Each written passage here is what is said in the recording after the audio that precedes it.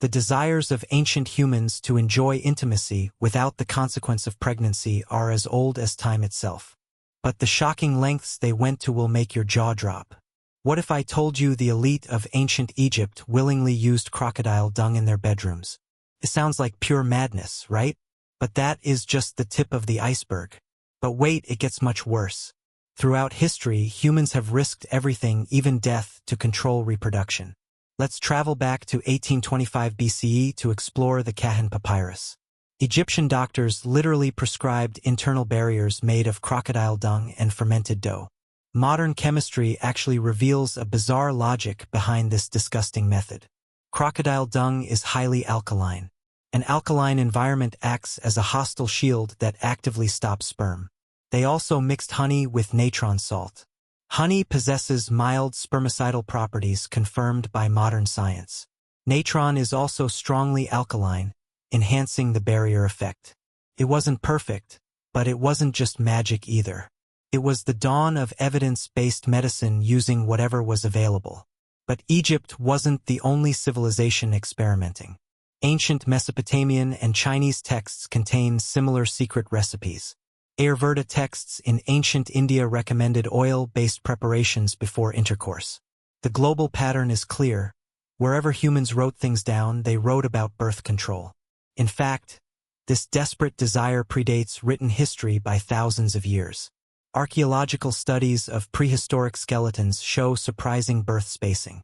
Hunter-gatherer women had children spaced 3 to 4 years apart. Biologically, they could have had them every single year. Part of this was natural due to extended breastfeeding and low body fat. But researchers prove it was also due to deliberate tribal practices. Our ancestors actively managed their family sizes using nature's pharmacy. The plant world holds the most fascinating secrets.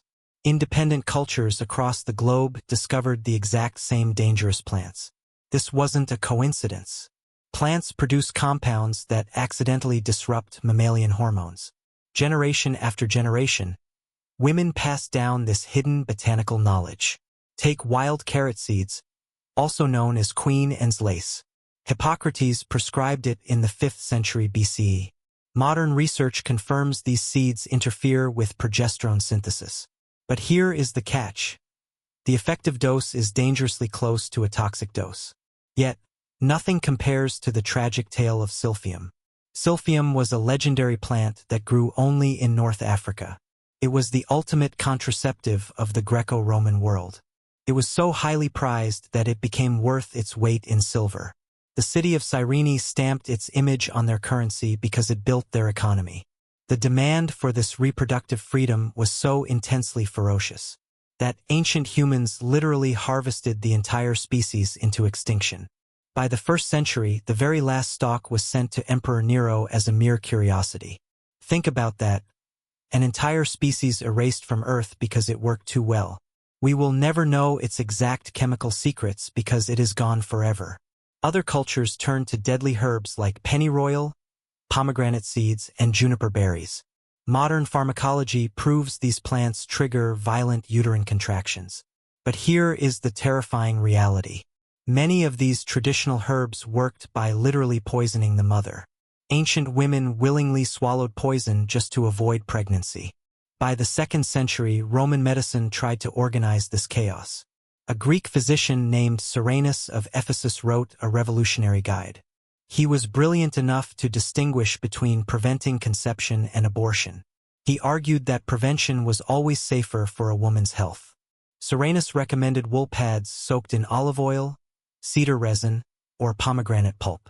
Olive oil and cedar resin actually possess modernly proven spermicidal qualities. Pomegranate seeds contain powerful phytoestrogens that mess with fertility. But Cyrenus also recommended white lead. White lead kills sperm instantly. The only problem? It slowly kills the woman through lead poisoning.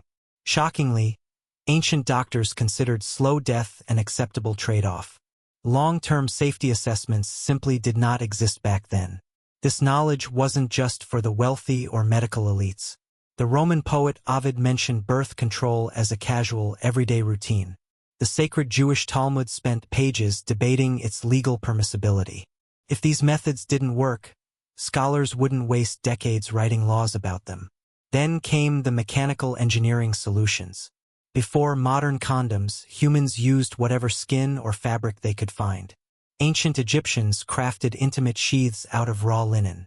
In ancient Japan, men used barrier coverings made from hard tortoise shells. Later, they switched to animal intestines, which sounds incredibly uncomfortable. The Romans preferred goat bladders for the exact same purpose. Imagine the sheer discomfort tolerated in the name of prevention. Of course, the oldest method required no materials at all. The withdrawal method is recorded universally across every single culture. It even appears in the Hebrew Bible in the infamous story of Onan. Modern data shows it reduces pregnancy risk by about 73%. Since it was completely free, its universal popularity makes perfect sense. But the most effective ancient method was actually staring everyone in the face. Extended breastfeeding naturally suppresses ovulation through intense hormonal signals. Traditional mothers breastfed their children until age 3. This naturally created a healthy gap between births without any tools. Anthropologists proved women did this deliberately for the contraceptive effect. But when they tried to calculate the calendar, everything failed miserably. Ancient humans understood a fertile window existed, but they got the math completely wrong. The famous Hippocrates believed women were most fertile right after menstruation. That is actually the least fertile time of the entire cycle. So couples practicing abstinence did it at the worst possible times. They operated on completely backward information for thousands of years. The true mid-cycle ovulation window wasn't discovered until 1930. Why did people fight so hard against nature despite these deadly risks? Because reproductive control was a brutal economic necessity. In ancient Rome, an enslaved woman faced the constant horror of sexual violence. Pregnancy meant birthing another child into a life of brutal slavery. For free women, too many heirs would completely ruin the family fortune. Adultery carried severe legal punishments, making secrecy vital. The real heroes of this history were the women in the sex trade. The elite courtesans of Greece and brothel workers of Rome needed accurate knowledge daily. They couldn't afford to rely on prayers or superstitions. Historians believe these marginalized women preserved the methods that actually worked. Because while male doctors wrote theories, these women faced the immediate reality. Most of this ancient wisdom was never written down in official textbooks. It lived in whispered conversations between mothers, daughters, and midwives. A history kept alive by generations of nameless grandmothers brewing herbal teas. They survived on a desperate patchwork of semi-effective, hazardous methods. This painful gap lasted until modern hormonal pills arrived in the mid-20th century. The sexual revolution did not invent the desire for birth control. It was always there, hidden in Egyptian papyri and vanished African fields. Humans have always risked poison, pain, and law to love freely. It is a timeless testament to human ingenuity and the pursuit of bodily freedom.